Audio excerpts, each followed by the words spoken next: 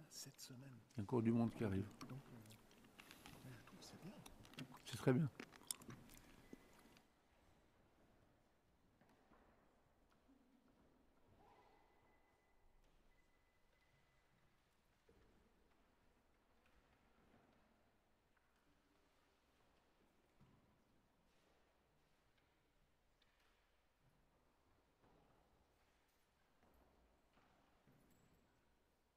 Mesdames, Messieurs, je suis très heureux de vous souhaiter la bienvenue ici au Temple Neuf pour cette soirée métaphysique. Et je suis encore plus heureux d'accueillir nos deux invités d'honneur. D'abord, bien sûr, le professeur Müller, accompagné du professeur Lemkoul, qui vont, dans un dialogue, dans un échange, nous présenter la tristesse métaphysique, et la tristesse et la métaphysique terrestre plutôt, sur lequel Denis Müller a donc publié ce petit chef-d'œuvre que je vous recommande bien sûr par la librairie Oberlin que vous avez repéré à l'entrée. Carsten va maintenant nous introduire. Merci à toi de nous dire quelques mots. Mesdames, Messieurs, bonsoir. Je suis très heureux d'être ce soir ici avec vous et notamment avec mon cher collègue et collègue apprécié, le professeur Denis Müller, qui est venu aujourd'hui de Neuchâtel.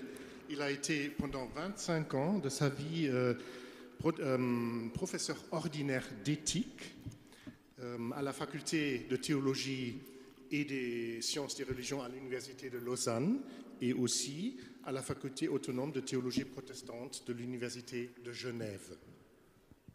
Nous deux, nous avons notamment collaboré dans le cadre de l'ATEM, de l'Association des théologiens pour l'étude de la morale, une association que Denis Müller a présidée pendant 6 ans.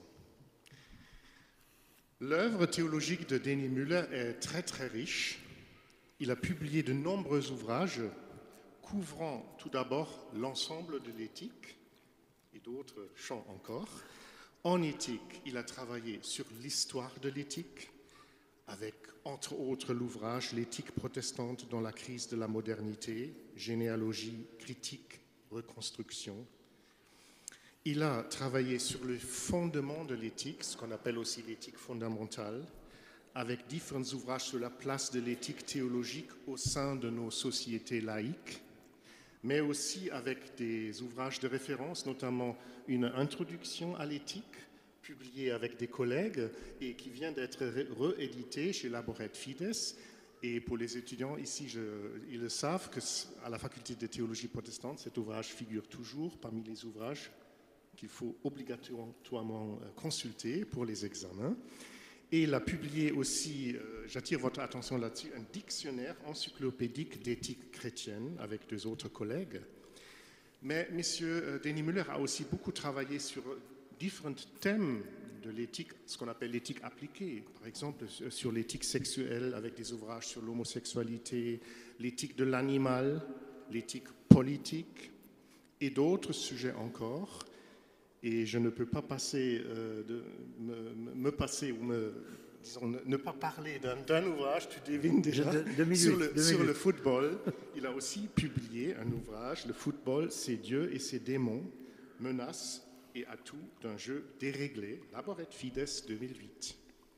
Mais Denis Müller n'a pas seulement écrit en éthique, il a aussi écrit sur d'autres sujets et des personnages importants de l'histoire de la théologie. Je cite tout simplement non seulement sa thèse de doctorat sur Wolfhard Pannenberg, un grand théologien protestant, mais aussi d'autres ouvrages sur Jean Calvin, sur Karl Barth, voilà pour juste citer cela. Aujourd'hui, Denis Müller nous présentera son dernier ouvrage, paru cette année, avec un titre stimulant, Tristesse et métaphysique terrestre.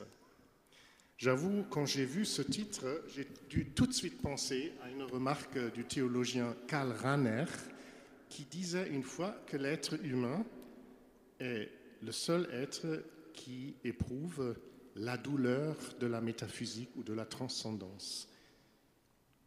Et pour lui, c'était finalement positif que nous sommes capables d'éprouver une certaine douleur par rapport à la métaphysique ou à la transcendance. C'est à cela que j'ai dû penser en lisant juste déjà ton titre. Entre-temps, bien sûr, j'ai eu l'ouvrage et donc je suis très heureux de te présenter ici, cher Denis. Donc la conférence aura comme titre « Le christianisme est-il une religion de la tristesse ?» Point d'interrogation. Je dis tout simplement pour votre planning que M. Müller parlera environ 45 minutes et puis il y aura un échange avec la salle et on terminera vers 8h moins 10, moins le quart aujourd'hui. Et donc sans tarder et avec grand plaisir, je te donne la parole, Denis. Merci beaucoup, Carsten. Bonjour, mesdames et messieurs. Bonjour, chers amis. C'est un honneur et un plaisir pour moi d'être ici une fois de plus à Strasbourg, mais dans cette église que je ne connaissais pas. Je vous remercie d'être là. Je fais une petite correction de ce qu'a dit mon cher collègue Carsten. L'introduction à l'éthique, elle a été éditée par Jean-Daniel Causse et par moi-même. Et j'ai apporté ici le cahier de la revue Éthique et théologie religieuse de Montpellier, une dizaine de textes de feu notre ami Jean-Daniel Causse, à qui nous devons tant. Et puis, parce que nous vivons de l'échange entre les livres, j'ai aussi apporté le chef-d'œuvre de notre ami et collègue Olivier Abel, de l'humiliation. Je vous le recommande vivement, c'est un livre totalement actuel, y compris sur la guerre en Ukraine.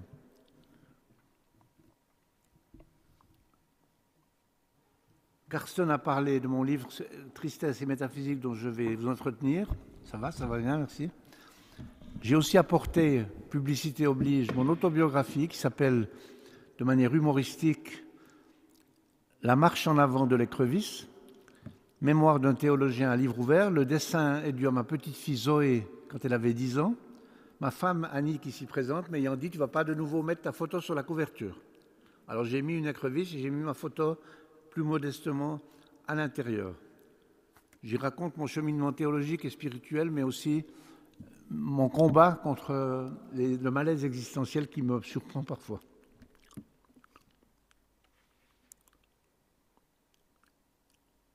Les temps tristes que nous vivons, chers amis, la pandémie, la crise climatique et l'horrible guerre en Ukraine n'inclinent guère à la joie naïve ou candide. La tristesse, c'était la provocation de ma conférence que Patricia Rohner m'a proposée, serait-elle le dernier mot d'un catastrophisme éclairé, comme dit, sous forme d'oxymore, le sociologue français Jean-Pierre Dupuy. Comment espérer et aspirer à un monde nouveau?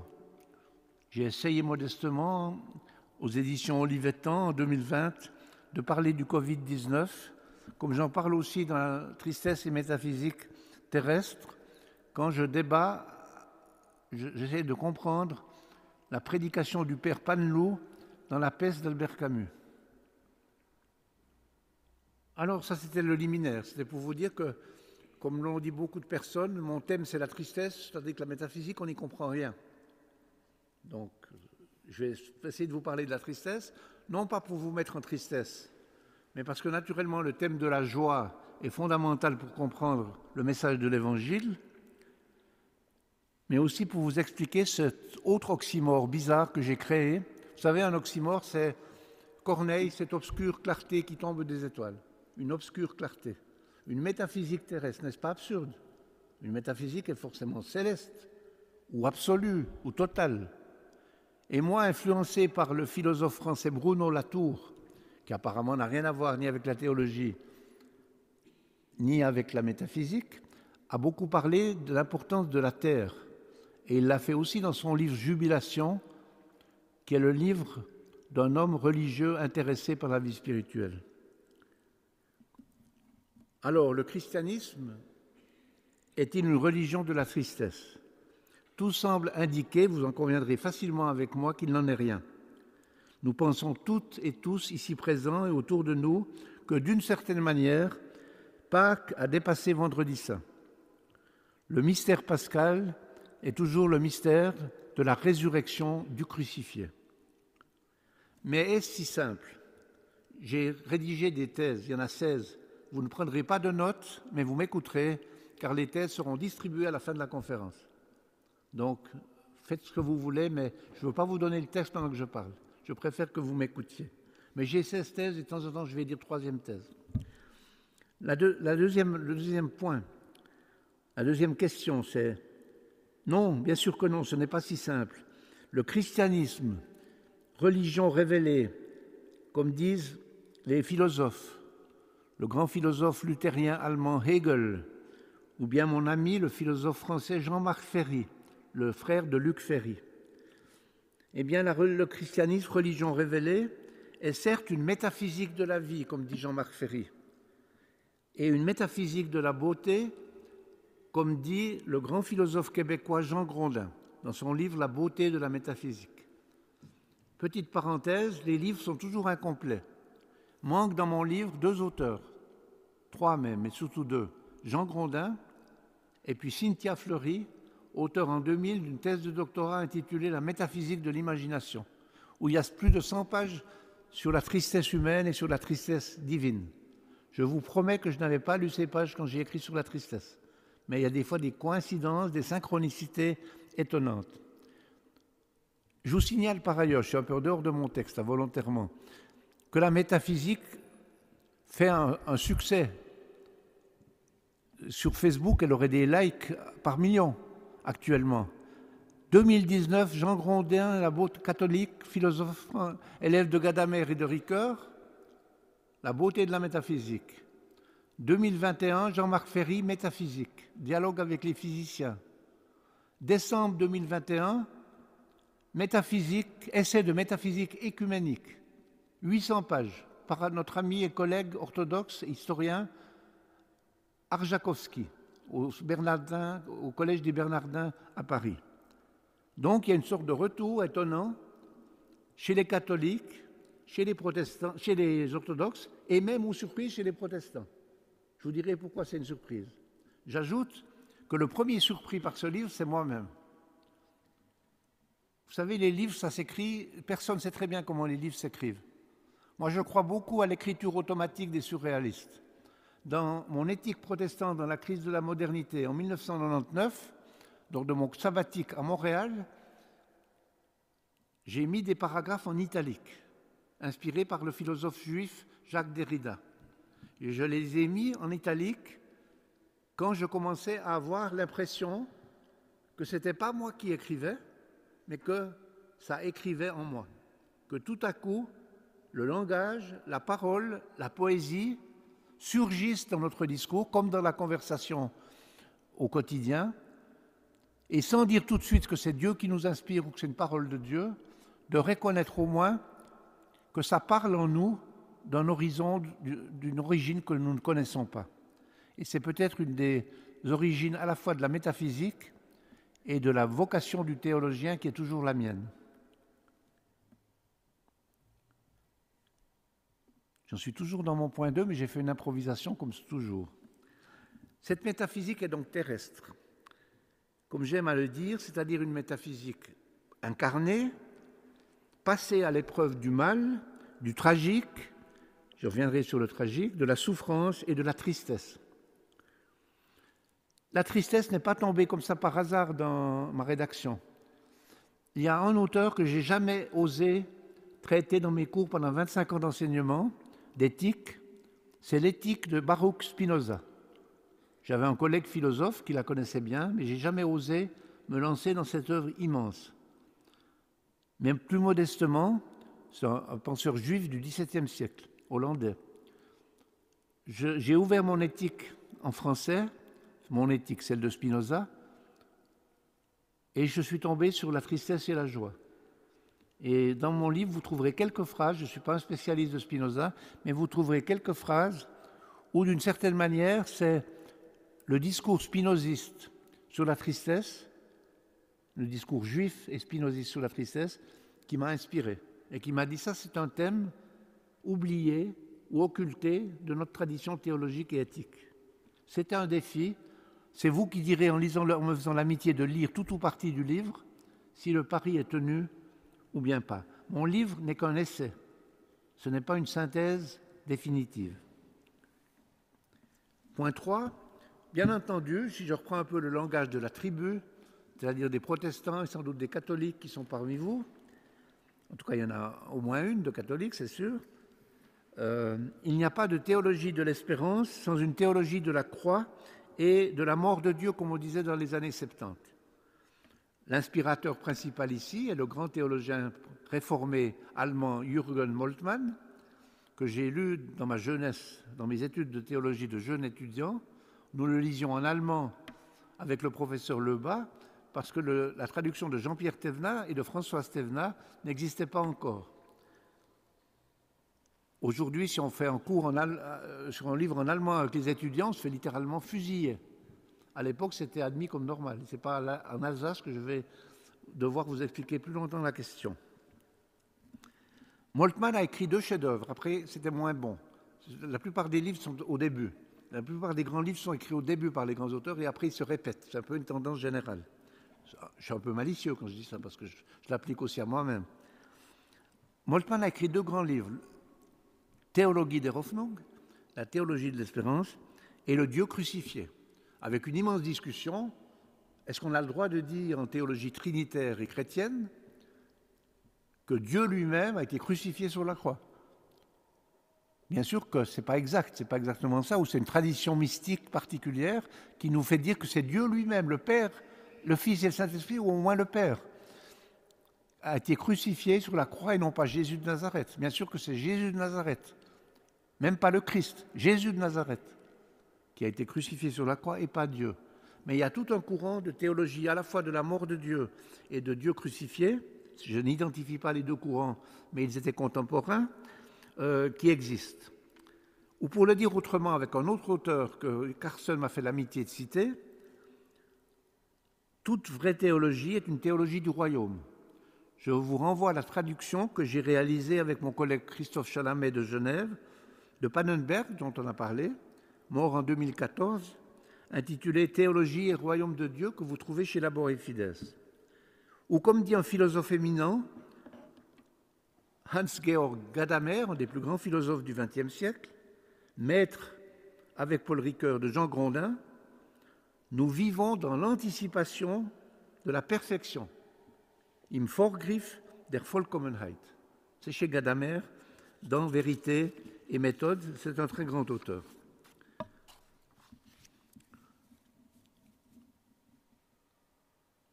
L'ami Jean-Marc Ferry, qui s'intéresse à la religion, qui n'est pas un laïciste français, mais un véritable penseur réflexif, nous dit dans son livre sur les métaphysiques, que j'ai cité tout à l'heure, le sous-titre « Le sens commun au défi du réel », il relève, dit-il, la foi relève, dit-il, de la confiance. Vous savez, chez les latins, la fiducia, qui vient du latin fides, la foi, et la fiducia qui donne le mot fiduciaire en français. La confiance, le Vertrauen, dont Hans Küng a fait le centre de sa théologie réflexive, et non de la connaissance au sens du savoir scientifique ou du Wissen allemand. Selon cet auteur magnifique qu'est Jean-Marc Ferry, mais difficile, plus difficile que son frère, la métaphysique moderne du sujet, pardonnez-moi ces gros mots, la métaphysique moderne du sujet doit céder la place à ce qu'il appelle une ontologie du verbe. Et il écrit verbe avec un V majuscule pour signifier la tradition du logos et du prologue de l'évangile de Jean. Nous allons l'entendre à Genève les 15 et 16 juin sur ce sujet et je suis impatient de comprendre exactement ce qu'il veut dire par là. Mais je voulais vous rendre sensible à la manière dont ces discussions ont lieu avec la Libye ou la prétention de traiter des questions métaphysiques. Jean-Marc Ferry avait déjà développé l'idée de la puissance du verbe dans son chef-d'œuvre salué par Paul Ricoeur de 1991 qui s'appelle « Les puissances de l'expérience » qui est un chef-d'œuvre absolu. Ceux qui m'ont fait l'amitié de déjà lire une partie de mon livre ou de le consulter ou qui l'achèteront aujourd'hui ou qui regardent la couverture trouvent un titre et un sous-titre. Le sous-titre qui est plus académique, plus sérieux, plus officiel, s'intitule, plus classique, s'intitule « Existence, raison et transcendance ». Pour paraphraser Jean Grondin qui parle des piliers de la métaphysique, je dis rétroactivement, puisque je n'ai pas lu Grondin au moment où j'écris, que ma petite métaphysique terrestre à moi, si vous me passez l'expression, la métaphysique terrestre que je propose dans cet ouvrage repose sur 3 piliers. Un peu comme dans cette église, vous imaginez qu'il y aurait 3 piliers ici au centre, éventuellement trinitaires en plus, mais ce n'est pas ce que je dis dans mon livre. Je ne parle pas de Trinité dans mon livre et je vais vous dire pourquoi tout à l'heure. Il y a 3 piliers de la métaphysique, l'existence, la raison et la transcendance. Alors ici, je suis très bref dans le cadre de cette conférence, parce que je vois que j'en suis à 20 minutes, sauf erreur, donc à la moitié de la conférence, et que j'ai une horloge de Neuchâtel dans la tête. L'existence est le premier pilier de la métaphysique terrestre, dans mon ouvrage, dans ma proposition. Mais je rejoins ainsi la proposition de Jean-Marc Ferry, toujours lui, quand il propose de relier l'existence à ce qu'il appelle bellement la disponibilité pour la vie, avec un V majuscule. C'est un philosophe qui abuse des majuscules. Et cette vie, c'est bien sûr, comme ma petite fille dans La marche en avant de l'écrevisse, Zoé, c'est la vie, c'est la Zoé, c'est la vie spirituelle, pour faire court. La vie dont parle le Nouveau Testament, et non pas le bios dont parle la bioéthique, pour faire court. Deuxième pilier, c'est bien les racontatrices qui nous aident. La raison est non moins importante. Trop souvent, et je vais parler ici pour la tribu et le ghetto particulier que certains d'entre nous représentent ici, trop souvent, nous autres protestants, pardon pour les autres si je ne les cite pas, nous avons opposé un double veto à la raison et à la métaphysique, ce dépassement de la physique. Il nous faut au contraire repenser ce que Ferry appelle, dans un autre de ses ouvrages, les lumières de la religion et la circulation vertueuse, pour ainsi dire, de la foi comme confiance et de la religion comme réflexivité. Nous ne sommes pas dans la foi du charbonnier, si simple et si élémentaire que nous soyons chacun dans notre position sociale, nous sommes tous des êtres de raison et de confiance. La raison n'est pas réservée aux intellectuels, elle n'est pas réservée aux philosophes et aux théologiens. Mais le théologien que je suis et le philosophe amateur que je suis ont le devoir de rappeler dans cette société de fake news, on le voit bien dans tout ce qui se passe sur la guerre en Ukraine, mais on l'a aussi vu dans les élections présidentielles françaises, en particulier dans le premier tour, que le mensonge domine la vérité dans nos sociétés et qu'il faut donc lier et non pas opposer la foi comme confiance élémentaire et existentielle et la raison qui est capable de penser la religion de manière intelligente et réflexive. C'est ce que Ferry fait, c'est ce que j'essaye pour ma part, avec mes collègues ici présents, de faire avec lui. Nous, et ce nous n'est plus que seulement les protestants, mais la majorité des gens, nous avons souvent utilisé la notion de transcendance comme l'équivalent de Dieu.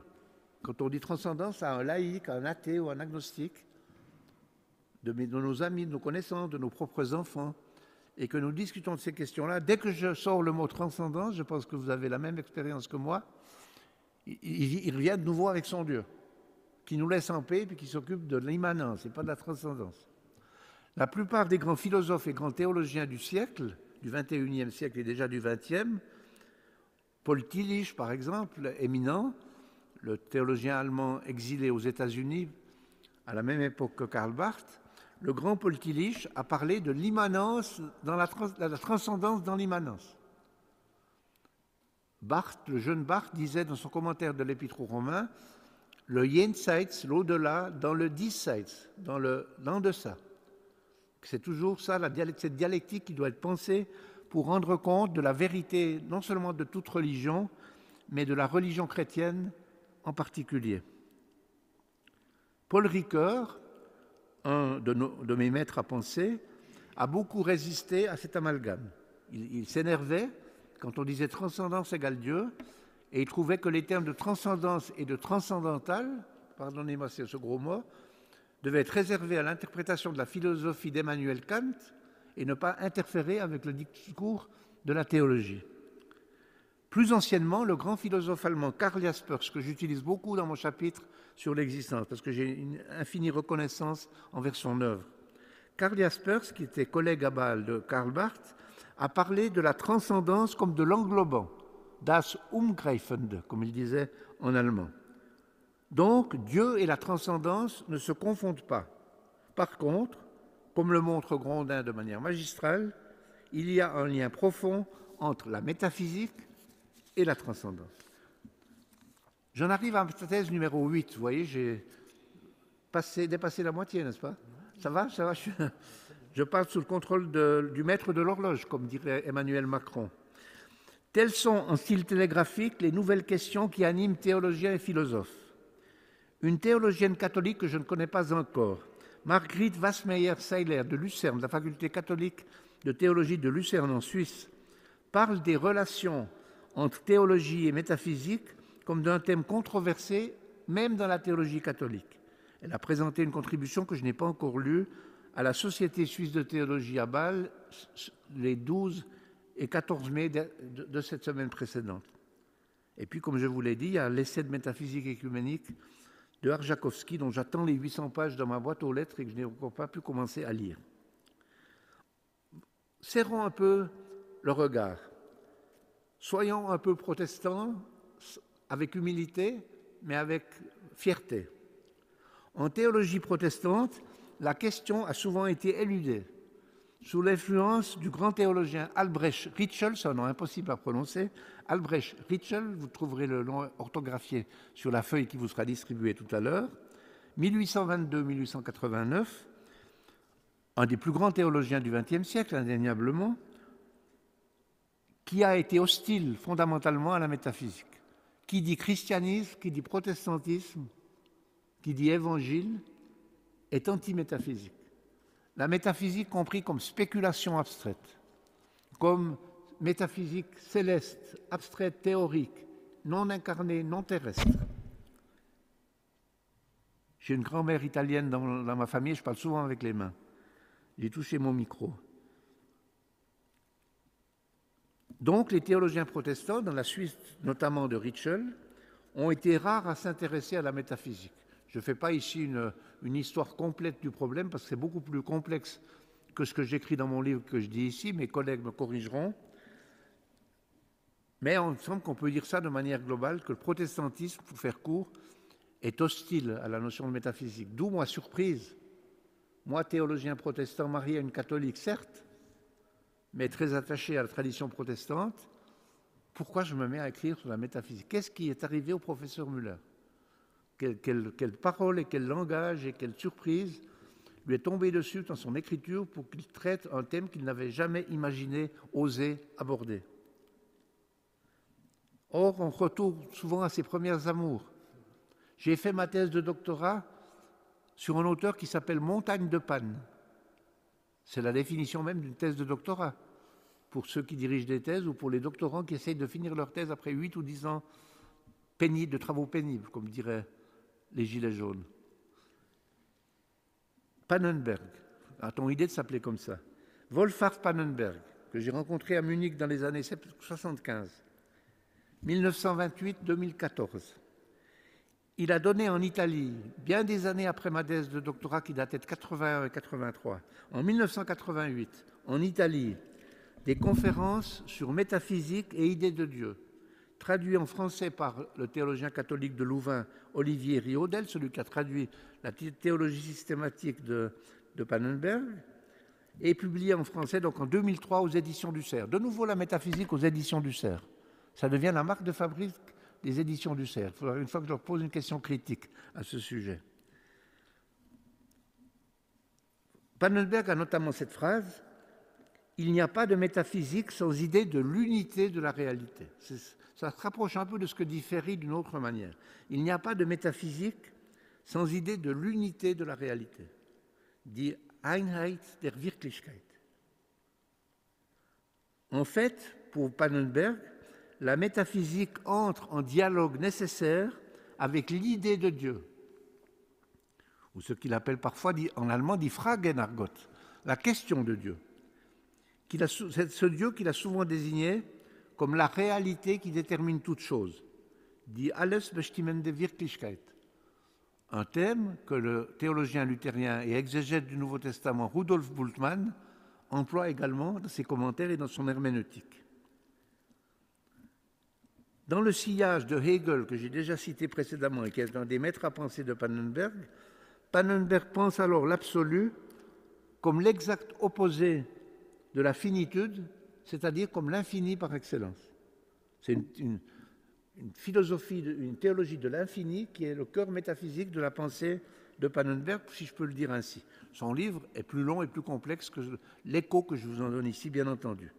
Pour Pannenberg, la métaphysique est possible comme pensée posée par l'être fini, dans la mesure, c'est un peu difficile, je vous le lis lentement, où se produit une élévation, Erhebung en allemand, du sujet ou de la conscience de soi vers l'infini. Dans un autre endroit de son œuvre, dans sa jeunesse, Pannenberg a parlé de la dialectique entre la Weltoffenheit et la Gottoffenheit. Je traduis, entre l'ouverture sur le monde et l'ouverture sur Dieu. Et il a essayé de montrer comment les deux étaient nécessaires pour penser une philosophie de la religion, pour ne pas dire une théologie, rationnelle. C'est l'œuvre de jeunesse de Pannenberg. Il me reste combien de temps, Carsten? Un peu plus que 20 minutes. Ça va bien. Tu es à la moitié, là. Moi, je suis à la thèse 10. On m'a dit de respirer quand je parle et de prendre mon souffle et de ralentir pour que vous ayez le temps de me suivre. Puisqu'il paraît que je parle souvent trop vite. Mais ce soir, je trouve que ça va pas mal.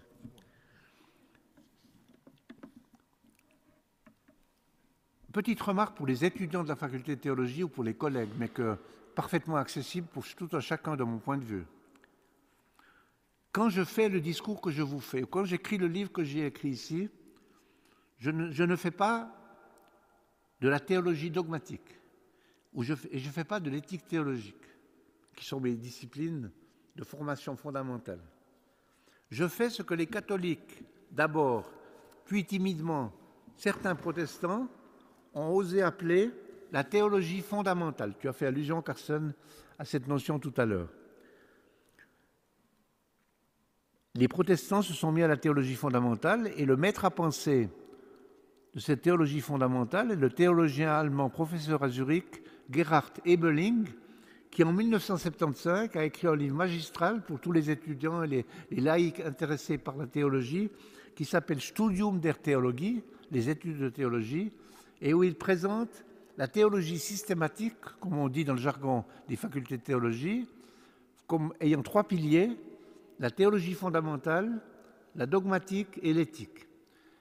Ebeling met la théologie fondamentale en dernier, comme synthèse de la dogmatique et de l'éthique. Moi, je la mets en premier. On fait d'abord de la théologie fondamentale, comme ce qu'on pourrait appeler, pardonnez en autre gros mot, les prolégomènes ou la préface à la dogmatique et à l'éthique. Dans ma thèse de 81 à 83, j'ai critiqué Pannenberg pour les mêmes raisons que ce que je suis en train de défendre aujourd'hui. Donc je me suis beaucoup rapproché de Pannenberg après 30 ans d'études sur ce point. Mais qu'est-ce que ça veut dire, me direz-vous? Vous aurez bien raison, c'est un terme barbare, c'est un jargon de la tribu. Quand nous faisons de la théologie fondamentale, comme j'essaie de le faire ce soir, mes risques et périls devant vous, nous nous interrogeons avec les philosophes, d'où le fait que j'ai cité Hegel et Ferry et Paul Ricoeur, et j'aurais pu en citer, et Gadamer, que j'aurais pu en citer beaucoup d'autres. Nous nous interrogeons avec les philosophes notamment sur le sens des mots comme Dieu, l'absolu, l'infini, l'englobant, la transcendance, etc. Nous ne parlons pas encore ici du Dieu de Jésus-Christ ou de l'éthique chrétienne, pas encore, mais nous essayons de poser les bases de ce qu'on appelle une anthropologie, une doctrine de l'homme, de l'être humain universelle et d'une herméneutique, c'est-à-dire d'une théorie de l'interprétation générale. Bref, quand nous essayons de poser les bases d'une métaphysique terrestre. C'est un raccourci saisissant que je fais devant vous, mais c'est ça que j'essaie de penser. Une métaphysique terrestre susceptible de nous aider à savoir ce que nous disons, c'est ça qu'on fait en herméneutique, que ce que nous disons quand nous parlons de Dieu, de Jésus-Christ, du Saint-Esprit, de la foi, du péché, du royaume de Dieu, et tutti quanti. Mais je dis, et je vous dis ce soir, pour que vous me compreniez le mieux possible et que la discussion que nous allons avoir soit la plus féconde possible, chaque chose en son temps. Je ne fais pas la même chose quand j'écris mon petit dictionnaire de théologie de 2021 chez Labor et Fides, vous voyez, je fais encore de la publicité, et quand je me risque à parler, je me cite, des résonances métaphysiques de l'éthique. C'est mon 4e chapitre dans l'ouvrage ici. Il y a pour moi, j'aime bien le mot de circulation vertueuse, il y a pour moi une circulation vertueuse entre les deux, mais pas de confusion entre la théologie fondamentale et la dogmatique, par exemple, ou l'éthique chrétienne. Avec Martin Luther et avec son disciple Gerhard Ebeling, nous pratiquons ici l'art de la distinction, die Kunst der Unterscheidung, plutôt que le caractère binaire d'opposition stérile. J'en reviens à la tristesse, parce que je vous ai peut-être ennuyé avec la métaphysique. Je suis à la thèse 12, il y en a 16. Dans la tristesse, dans l'ouvrage Tristesse, je dis ma tristesse, comme je dis mon écrevisse, c'est plus simple, c'est plus court. Mais ce n'est pas ma tristesse, tristesse est métaphysique. Je ne suis pas un être triste toute l'année. J'ai des moments de tristesse comme vous et moi. Je me suis attelé à une tâche finalement assez basique, assez fondamentale, assez élémentaire, assez humaine. Que signifie pour l'être humain en général que nous sommes, et pour le croyant en particulier quand nous le sommes, le phénomène anthropologique et éthique de la tristesse. Et pour cela, il faut entendre un peu ce que j'écris, et une aimable lectrice va vous le dire.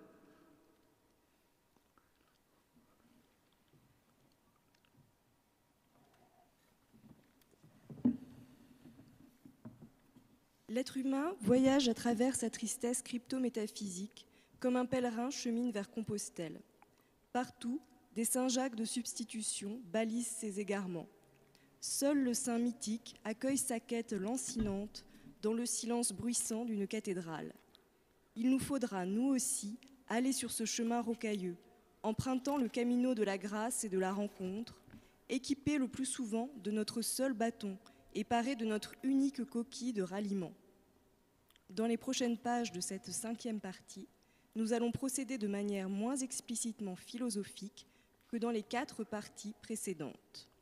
Notre attention se portera davantage sur les aspects pratiques et émotionnels de l'existence. Mais il ne faudrait pas que le changement de style, voire de longueur d'un paragraphe à l'autre, égare ou trouble le lecteur. La densité systématique de ce qui précède n'est nullement sans rapport avec la densité psychique de ce qui suit.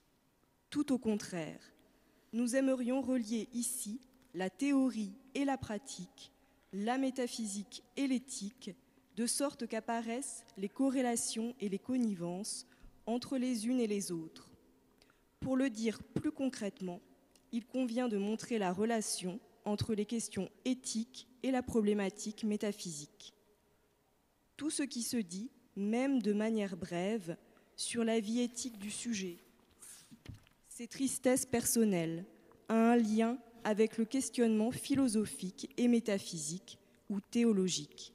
Et réciproquement, les énoncés abstraits de la pensée conditionnent et influencent l'inquiétude morale de l'individu. Nous ne sommes pas des êtres scindés entre un cerveau et un cœur, entre la pure théorie et la pratique désincarnée et solitaire. Nous sommes des êtres de chair et de sang, avec un cerveau charnel qui pense et qui souffre. Nous formons une unité anthropologique à nous tout seuls, toutes et tous dotés d'intelligence et de sensibilité. Nous ne fabriquons pas une métaphysique cérébrale ou des humeurs viscérales, mais notre cerveau pense avec nos tripes et la métaphysique, sécrétée par les terrestres, est tout entière corporelle et sensorielle. Sinon, nos théories ne seraient que des exercices de style décharnés et nos activités pratiques des actions sans but, de pure velléité végétative, sans intelligence et sans intentionnalité. Merci Florence.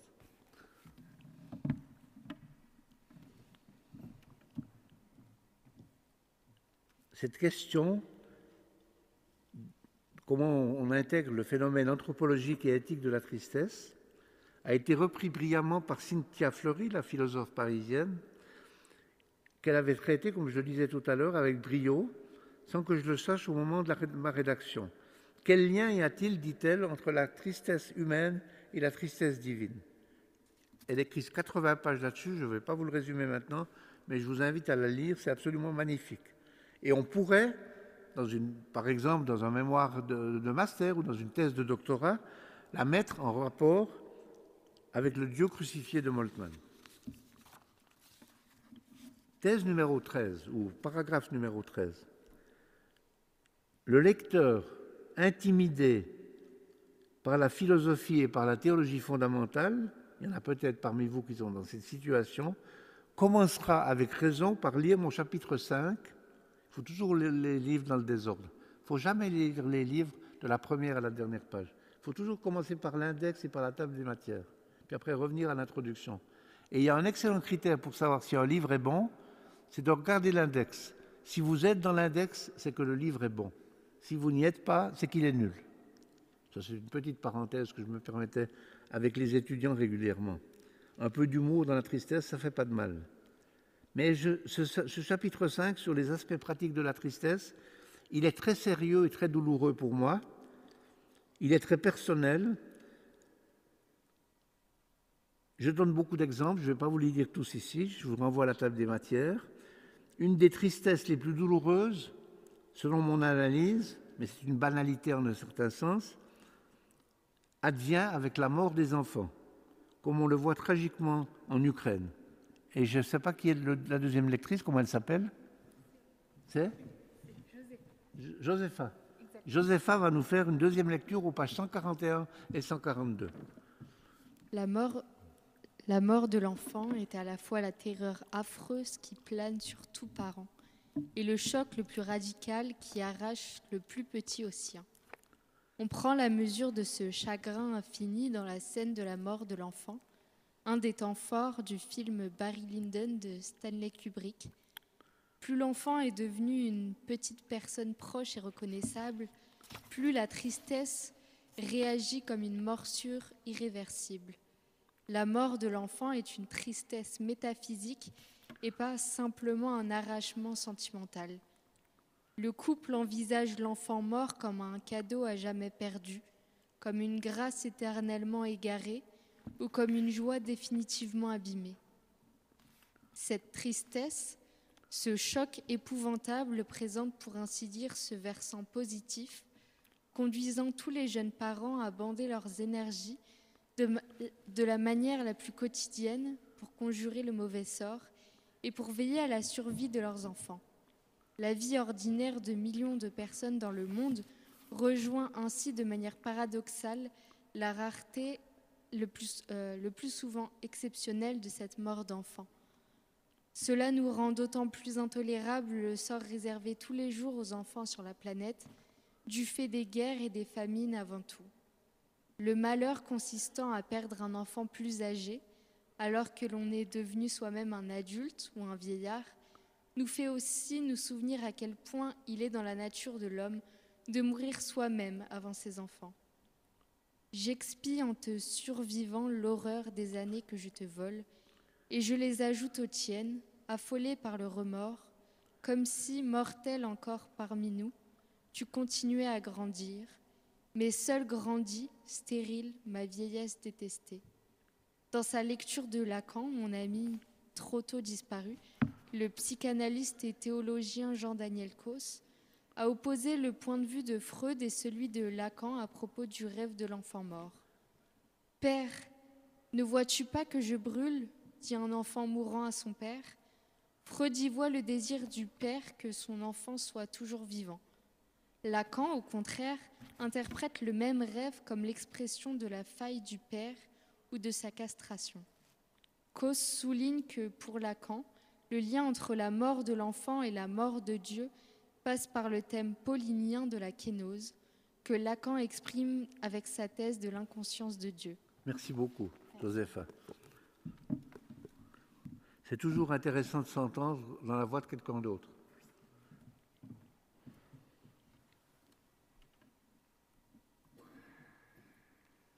Je donne dans mon livre bien d'autres exemples.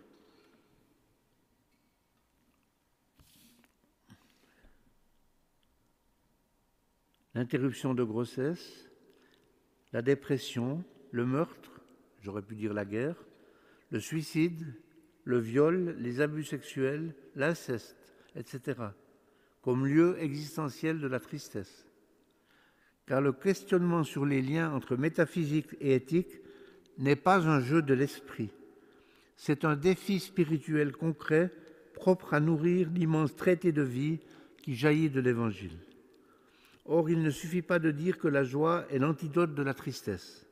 Il faut encore que la métaphysique de la joie et de la beauté dépasse vraiment la métaphysique de la tristesse. Pour cela, nous avons besoin de renouvellement profond de la prédication chrétienne, trop souvent inattentive à la gravité du tragique et de l'humiliation.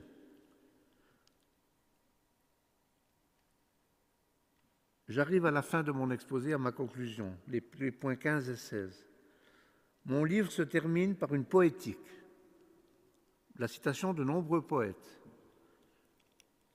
ainsi qu'une discussion des œuvres respectives de Vincent van Gogh, d'Arthur Rimbaud et de James Joyce, l'auteur du chef-d'œuvre Ulysse.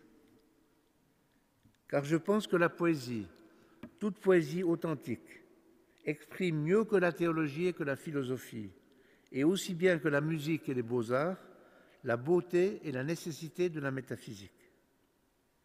Prêtez l'oreille, chers amis, à la complainte en 1937 du poète italien Giuseppe Ungaretti, après la mort de son petit-fils de 9 ans.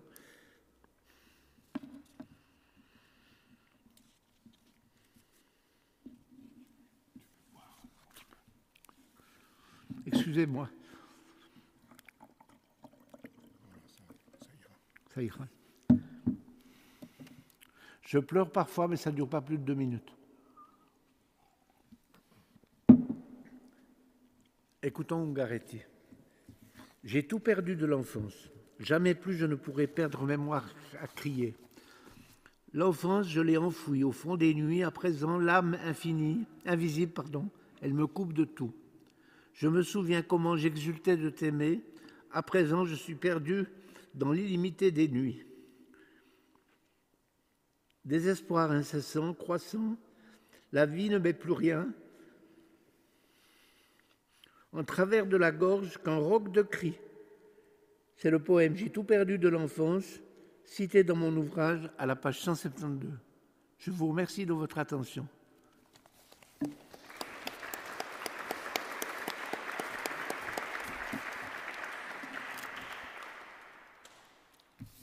Combien de minutes? Tu es même resté 46. 5 minutes en dessous du temps, donc c'est parfait. On a un peu plus de temps pour la discussion.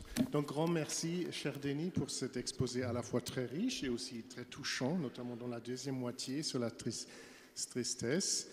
Moi, j'ai déjà 2 questions en tête, mais en tant que celui qui anime la soirée, on n'a jamais le droit d'y aller tout de suite. Il faut d'abord demander le public. Donc, si vous avez des questions déjà préparées, je suis très preneur, et sinon, préparez-les dans votre esprit. On a maintenant quand même 20 minutes à peu près pour le débat. Je ne vois pas où est Patricia. Patricia est là.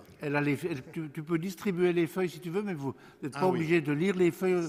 Posez plutôt vos questions. Vous trouvez aussi maintenant sur des feuilles qui circuleront les thèses, un résumé de ce qui vient d'être dit. Peut-être ça aide aussi pour poser des questions. Y a-t-il déjà des questions, des remarques à formuler? Voilà, monsieur Ayer. Ah oui, il y a un micro baladeur normalement. Voilà, c'est bien. Tu nous as dit que... Ah, ça marche. Je crois que ça marche. Merci Denis pour effectivement cet exposé à la fois ouvert et très personnel. Je voulais te demander, dans le couple tristesse-joie, qu'est-ce qu'il y a de pareil? J'entends pas bien ce que tu dis. Qu'est-ce qu'il y a de pareil dans le couple tristesse-joie? Qu'est-ce qu'il y a de pareil? Oui. Je ne me suis pas posé la question dans mon livre dans ces termes-là, mais ta question est précieuse et difficile. la première réponse qui m'est venue en t'entendant poser la question, c'était... Pardon, oui. J'ai plus mes feuilles, donc je peux rapprocher le micro. La première réponse qui m'est venue, c'était qu'il y avait une relation asymétrique entre la tristesse et la joie. La tristesse, je vais peut-être parler d'une expérience, mais d'une connaissance psychiatrique qui est très répandue dans la littérature aujourd'hui. Les personnes qu'on appelle souffrant de troubles bipolaires sont censées obtenir, comme toi et moi, une humeur moyenne normale. Quand nous sommes en bonne forme, nous sommes là.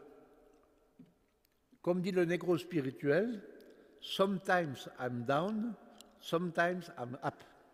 Parfois je suis en bas, parfois je suis en haut. Tous les chrétiens connaissent, et tous les grands spirituels connaissent ce changement de niveau entre la dépression et la manie, le côté maniaque ou hypomaniaque, comme disent les psychiatres. Je considère pour ma part que le langage ancien qui parlait de maniaco-dépressif était beaucoup plus clair que la bipolarité. C'est le DSM américain qui nous a imposé une terminologie snob, mais c'est beaucoup du pipeau, de mon point de vue. Mais on peut aller très bas, et je pense à la croix et à la résurrection, je pense que christologiquement et théologiquement, quand je te réponds, mais aussi existentiellement. La chute, la déchéance, peut aller très bas, jusqu'au séjour des morts, jusqu'au Sheol, comme dit la tradition chrétienne. L'exaltation, la manie, l'ascension, la reconstruction, la résurrection peut devenir complètement maniaque et monter à un étage inaccessible. La joie n'est pas de l'ordre de la manie ou de la maniaquerie, elle est de l'ordre de l'équilibre. Elle doit trouver une humeur stable. C'est ça la vraie joie profonde, c'est celle qui humanise plutôt qu'elle nous fait monter dans des sommets inaccessibles ou non répétables. Ça, ce serait ma réponse improvisée à ta question. Je ne sais pas si je t'ai répondu. Très bien, merci beaucoup. Est-ce qu'il y a d'autres questions ou remarques? Sinon, j'en profite pour poser ma première sur deux que j'ai. Je disais déjà dans mon introduction qu'on peut aussi réfléchir sur un lien entre métaphysique et souffrance ou tristesse. Oui. On pourrait se poser, comme Karl Rahner, la question de savoir si la métaphysique et la capacité de l'être humain de penser la transcendance rend triste. Parce que je trouve que la pensée de la transcendance peut rendre triste par le seul fait qu'elle nous rappelle notre finitude, par exemple. Elle nous fait penser à la mort. On aimerait être infini. Et donc, j'aimerais t'entendre sur un lien éventuel entre métaphysique et tristesse. Il me semble que dans les échanges de mails nombreux que j'ai eus avec Patricia et avec toi, tu étais un de ceux qui avaient proposé le titre « La métaphysique rend-elle triste ?» Je soupçonne que c'était toi, mais peut-être que je me trompe. Quand j'ai lu Jean Grondin, après mon livre, qui est un livre vraiment admirable, mais je diverge avec lui sur l'interprétation de Nietzsche et sur quelques points précis, et sur son interprétation de la modernité, parce qu'il pense que la modernité n'est que tristesse et ennui, et je ne suis pas du tout de cet avis. Mais à part ça, on voit que la métaphysique, si elle est vraie, est belle et rend beau. Pas Rimbaud, Rimbaud. Et donc, d'expérience personnelle dans l'écriture de ce livre, mon expérience n'est pas mystique, elle est personnelle dans l'écriture. On fait des expériences en écrivant. C'est fondamental.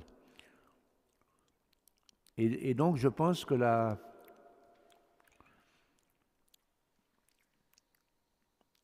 métaphysique rend plutôt joyeux. Que la perception de la transcendance fait que même si nous ne croyons pas en Dieu, je parle ici pour l'athée et l'agnostique qui sommeillent en nous, pour être un vrai chrétien, il faut avoir de l'athée et de l'agnostique qui sommeillent en soi, pour poser vraiment la die Frage nach Gott, Sérieusement, est-ce que Dieu existe et qu'est-ce qu'il est s'il existe et qu'est-ce qu'il fait et pourquoi est-ce qu'il ne fait rien en Ukraine? Et donc la métaphysique peut, par sa beauté, par sa légèreté, par son caractère terrestre, au sens de Bruno Latour, encore une fois, nous aider à sortir du trou ou de la tranchée, de remonter un peu la pente et d'entrer dans ce que les psychologues appellent la phase de reconstruction de la personne. Merci. J'ai vu depuis une minute qu'une autre question se prépare chez M. Collange. Merci. Je reste un peu étourdi par la jonction, d'abord, oui, la jonction de ces deux termes, métaphysique et tristesse. Bon, je réfléchirai, je lirai le livre, et puis, mais à propos de la tristesse, je suis un peu étonné. Quelle différence fais-tu entre la tristesse et la souffrance? Car tu parles d'expérience, ok, de toute façon l'expérience des uns et des autres, c'est l'expérience des uns et des autres.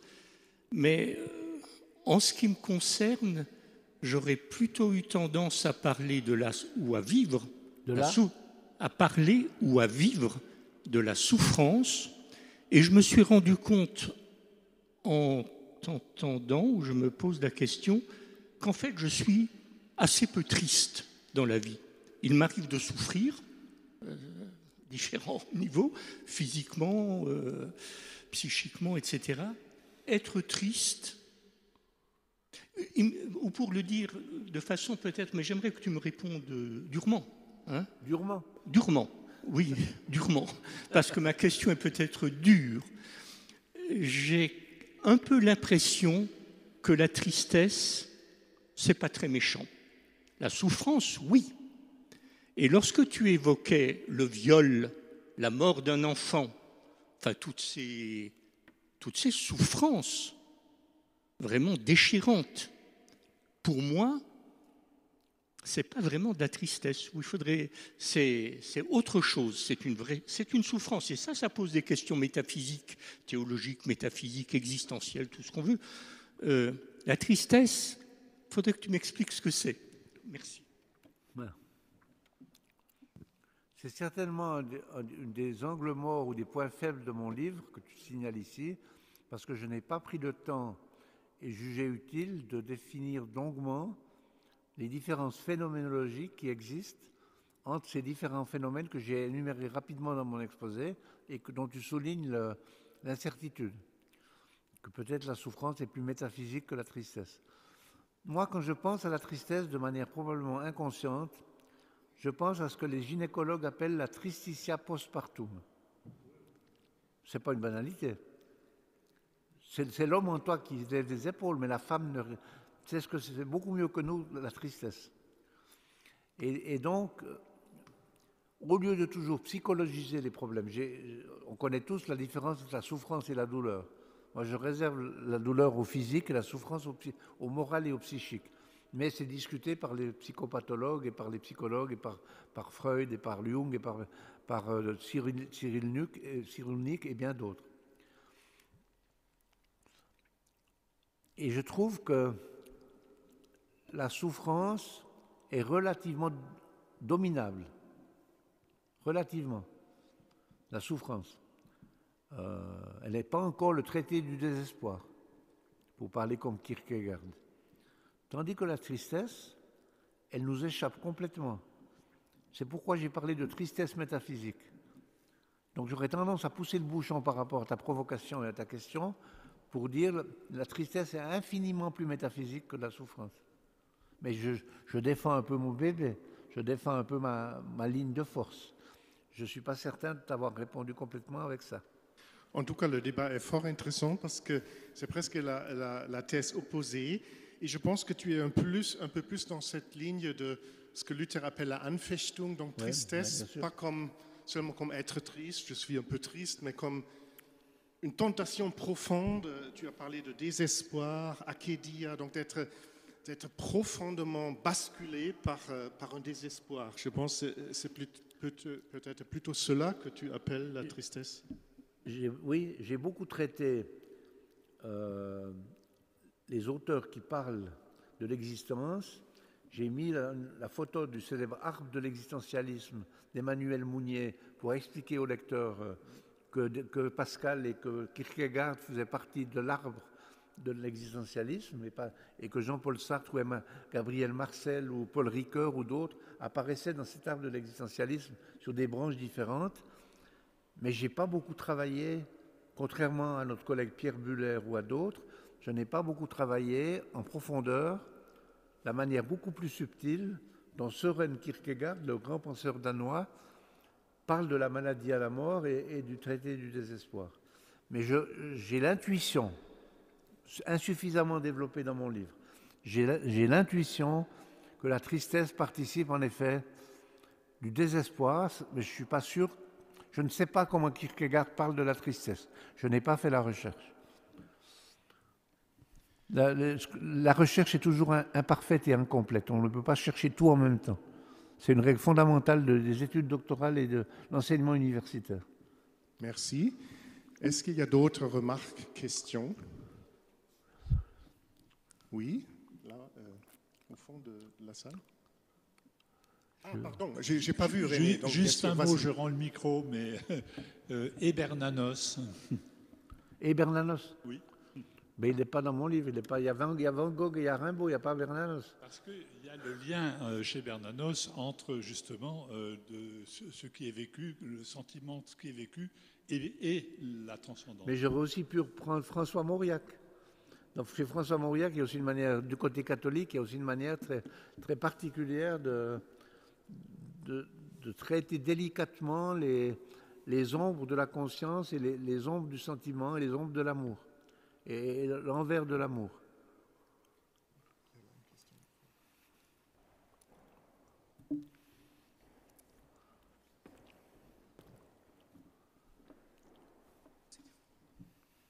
Bonsoir, monsieur le professeur. Justement, vous avez parlé au début de votre propos que beaucoup ont écrit concernant la métaphysique et pas beaucoup aussi sur la tristesse.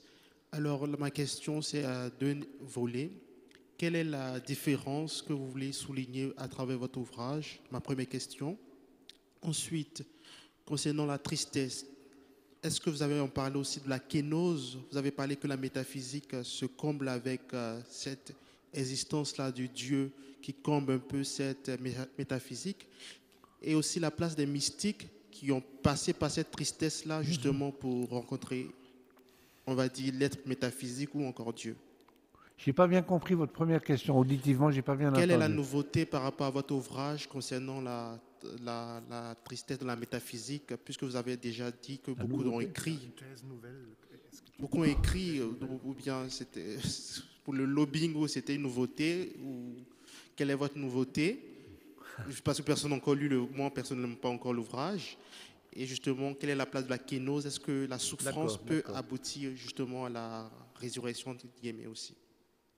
Je pense que l'auteur que je suis, ou que sont mes collègues ici présents, ou que tout écrivain, ou tout écrivant, parce que moi je suis plutôt un écrivain qu'un écrivain, fait que les questions fondamentales, appelons-les aujourd'hui métaphysiques, on pourrait les appeler autrement, nous pètent à la gueule, si vous me passez l'expression vulgaire, nous sautent au visage de manière inattendue. C'est le ça pense en moi de Martin Heidegger en philosophie. Ça pense en moi. La parole pense dans mon langage. C'est pas moi qui pense tout seul par moi-même. C'est pas forcément la mystique, mais chez Heidegger, ça s'en approche. Donc, moi, j'ai pas essayé, j'ai pas l'outrecuidance et la prétention d'avoir voulu faire de neuf. Ce livre m'est tombé dessus dans l'écriture pour faire une métaphore, mais c'est une métaphore parce que c'est moi qui l'ai écrit et qui a cumulé des tonnes de livres sous mon bureau pour arriver à le faire. Mais on n'est pas maître de la nouveauté. La nouveauté, elle vient à notre rencontre. Je dirais la même chose de Dieu, naturellement, ou du royaume. Elle vient à notre rencontre, elle nous surprend et elle nous déplace. C'est pour ça que j'aime la poésie, parce que quand vous lisez Rainer Maria Rilke ou Gustave Roux ou Philippe Jacotet ou l'Odyssée de Homère, tout texte que je cite dans mon ouvrage, vous découvrez un sens que vous n'aviez jamais imaginé. C'est analogue à ce qui se passe dans la lecture de l'écriture pour les chrétiens, qui sont aussi des textes souvent poétiques, bien entendu. Pas seulement les psaumes, pas seulement l'Ecclésiaste, pas seulement le récit de la création, mais l'ensemble de la Bible, d'une certaine manière, est un texte poétique, comme l'a montré Northrop Frye dans son livre Le Grand Code, qui est un livre magistral que les exégètes ignorent. Donc, nouveauté, c'est pas moi de le dire. Si vous, comme lecteur, vous trouvez de la nouveauté dans ce que j'écris, j'en serais heureux. Mais je n'ai pas un projet de nouveauté pour avoir du succès sur Facebook. La deuxième question, sur la kénose. Je suis influencé ici par Olivier Abel et par Paul Ricoeur et par Jean-Marc Ferry, c'est-à-dire des philosophes éminents, tous les trois, qui sont des chrétiens, ou en tout cas des catholiques instruits comme Jean-Marc Ferry, et comme son frère Luc, la même chose, quand on lit bien son œuvre, et qui utilisent la tradition chrétienne. Par exemple, Olivier, il cite des textes bibliques souvent sans donner la référence. Ce qui gêne les théologiens ou les exégètes que nous sommes, on voudrait le passage exact. Mais on sent qu'il est imbibé, comme toute notre culture, ou en tout cas toute la part de culture, que le laïcisme voudrait effacer. Il ne parle pas de laïcard comme moi, il parle de laïcistes, des laïcistes. Et donc le laïcisme français, belge, québécois, suisse, parce que la laïcité n'est pas un monopole français, le laïcisme tend à occulter la culture chrétienne et juive qui est immanente précisément dans la culture. Et donc de parler de la kénose, de Philippiens 2, c'est un signe, c'est un signe que que le lecteur devrait aller voir de ce côté-là. Abel cite aussi l'Ecclésiaste, par exemple, et d'autres textes. Il faut vérifier dans son livre exactement comment il travaille de ce point de vue-là. Ce n'est pas le travail du théologien, ce n'est pas le travail de l'exégète, c'est le travail du philosophe qui honore la dimension religieuse de l'existence. Il y a longtemps que pour les théologiens, la religion n'est pas un concept négatif. Merci. Maintenant, il y a deux questions, le pasteur Pop, et puis deuxième question. Oui, tu redis. Ah, tu es là. Non, vas-y, maintenant, le micro est là. Je serai rapide. Donc, concernant cette très, très intéressante question entre tristesse et donc, comme tu disais, souffrance, ça me faisait penser par rapport aux lectures que tu nous avais choisies dans le livre que je n'ai pas encore lu, à la notion de peur, en fait, qui, par exemple, dans la définition que donne Heidegger de la peur qui n'est pas peur de quelque chose, mais une peur qui nous rencontre, qui pourrait se traduire plutôt par tristesse, finalement. Je ne sais pas si ça apparaît dans le livre que cette tristesse ressemble à cette peur de Heidegger. Ça m'a échappé, du néant. Je n'y ai pas pensé.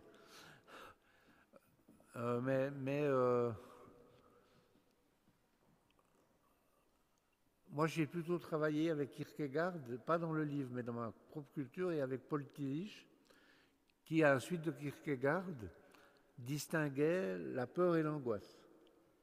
C'est une réponse classique, c'est connu de tous les étudiants de première année, en théologie ou en psychologie. La distinction entre la peur et l'angoisse est fondamentale, puisque la peur a un objet désigné, déterminé, tandis que l'angoisse, le mot Angst en allemand qui renvoie à l'étouffement de la gorge, à l'angoisse, l'angoisse, elle est littéralement angoissante, c'est-à-dire elle conduit à la dépression. Et là, je rejoins les analyses de la bipolarité chez les psychiatres et psychologues contemporain. Elle est du côté de la dépression, et c'est pas par hasard que j'ai mis la dépression dans les lieux existentiels, comme je dis, de la tristesse. Parce que la dépression rend triste, mais je perds mon mot. La dépression est triste. Elle rend triste et elle est triste. Et peut-être ça éclaire une partie de vos questions. Elle est tristesse. Il ne faut pas oublier de boire. Il y a une dernière question encore ici. Monsieur Arbogast, le micro viendra.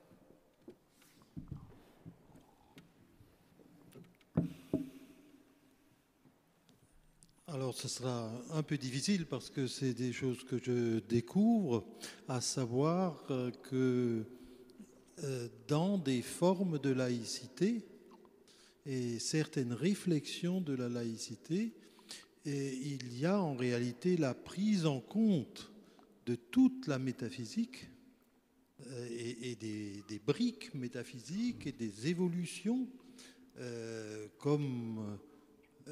et pour essayer de trouver des éléments anthropologiques qui permettent à des gens tout à fait différents, mais tout simplement parce qu'ils ont un corps, parce qu'ils fonctionnent biologiquement d'une certaine manière, et ensuite vient évidemment le bain dans lequel ils sont, et qui est métaphysique à un moment ou à un autre, mais la laïcité essaye de permettre de vivre ensemble des gens qui ont en réalité des choses communes, même si dans des cultures différentes, ils expriment des choses qui peuvent se vivre. Par exemple, si vous parlez du football, c'est intéressant puisqu'il y a du football. Et c'est là-dessus qu'on peut travailler, comment le football, par exemple, va amener des gens du Kenya, des gens du Canada et des gens maintenant d'Asie de se retrouver.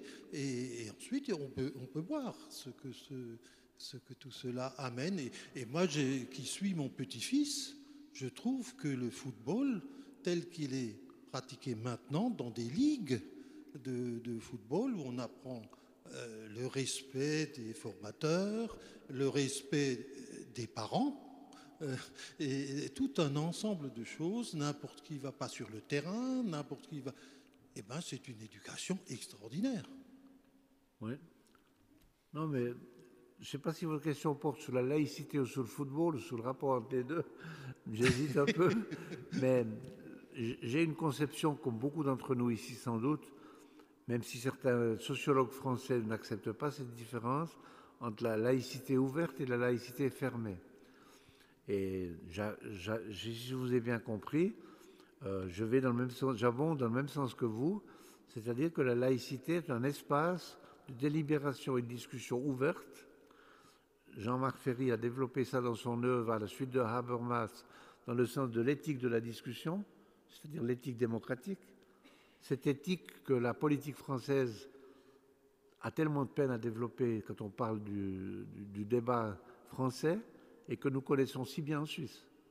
La France a encore beaucoup à prendre de la démocratie suisse pour avancer dans la démocratie. Je suis provoquant, vous voyez. Non, j'en doute pas du tout. Merci. Merci. Nous sommes à la fin de notre rencontre. Le titre de cette rencontre était « Le christianisme est-il une religion de la tristesse ?»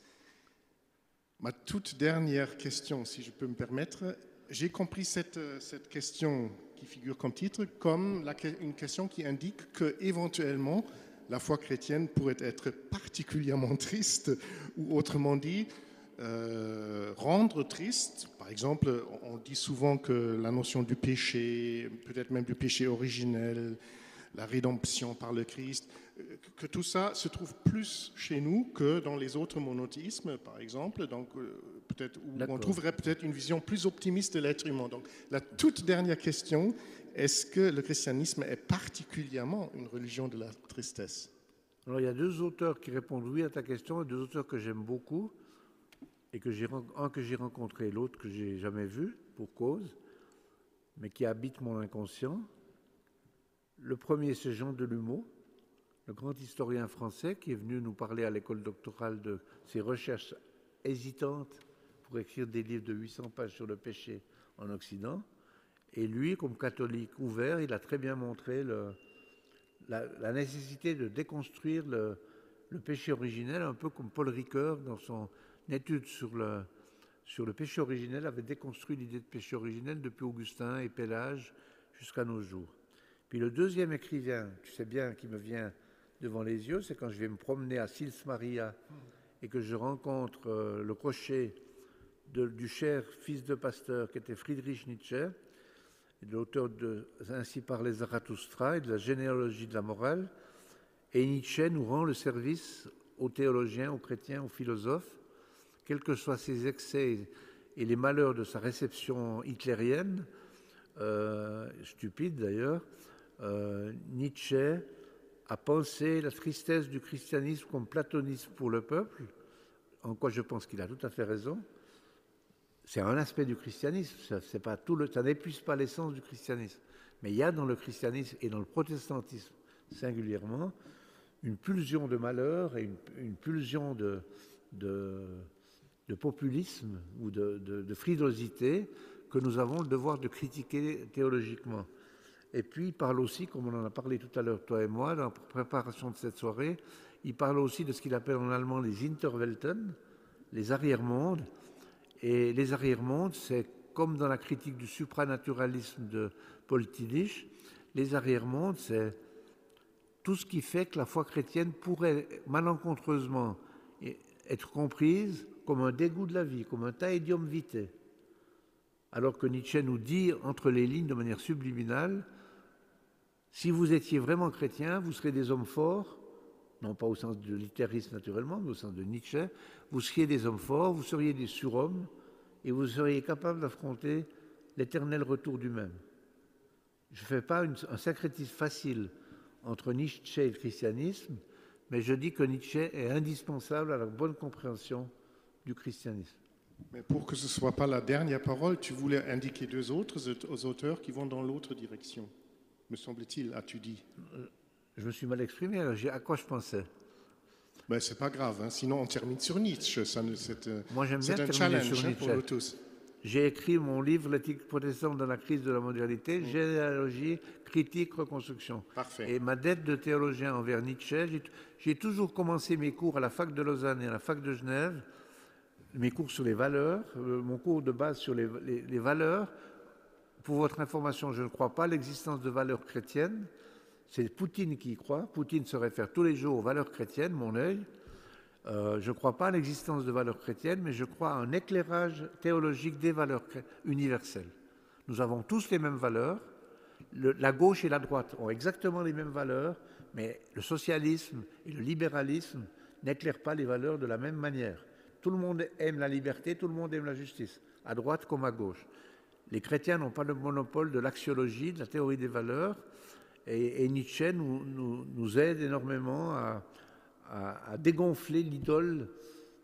C'est Jungel qui a parlé comme ça un jour, Eberhard Jungel, le théologien de Tübingen, qui a parlé du côté tyrannique, Tyrannei der Werte, comme disait Carl Schmitt, un des inspirateurs de ce texte de Jungel. Et il y a une tyrannie des valeurs qui fait qu'on se gargarise de valeurs, et ça mène à la doctrine de Vladimir Poutine. Je vous recommande le livre de Michel Elchaninov, directeur de la revue Philo Magazine à Paris, qui s'appelle Dans la tête de Poutine, où vous voyez comment Poutine étudie le traité de paix, dans sa jeunesse, a étudié le traité de paix perpétuelle de Kant, adore Dostoïevski et adule Nicolas Berdyaev, le grand philosophe de l'orthodoxie et de la slavophilie. Et ça nous rappelle terriblement Eichmann à Jérusalem de Hannah Arendt, où Adolf Eichmann nous dit que son inspiration, c'est l'éthique du devoir de Kant, et que sa déontologie était de permettre que les trains arrivent à l'heure à Auschwitz. Ça, c'est ce qu'on appelle l'instrumentalisation inacceptable de la philosophie ou de la théologie. Merci beaucoup. Je pense qu'on peut vraiment remercier l'orateur de ce soir. Merci. Merci beaucoup. Merci beaucoup. Merci à vous. Je suis disponible vers la table des livres si vous avez de quoi acheter quelque chose. Exactement. Et merci aussi aux organisateurs, Patricia et Géroner, et aussi au pasteur Pop de nous avoir accueillis si admirablement dans cette belle église. Bonne soirée à tous. Et donc, Monsieur Müller est prêt à signer, comment dire, à dédicacer des ouvrages. Si vous le souhaitez. Il faut que René Ayer s'approche de moi. Ça allait ?